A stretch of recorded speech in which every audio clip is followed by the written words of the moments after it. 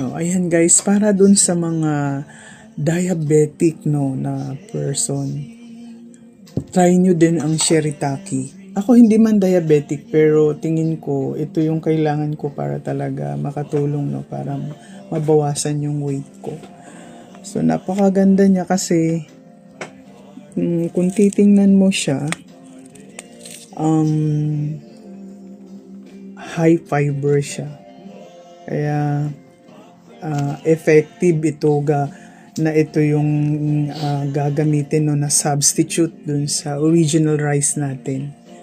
So try nyo to kasi parang maganda para sa mga diabetic person. At mabango siya guys.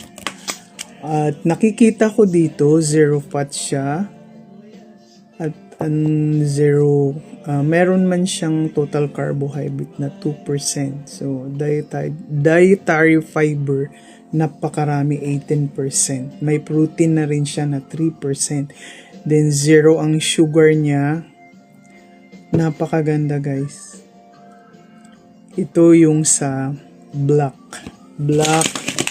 na shirataki rice.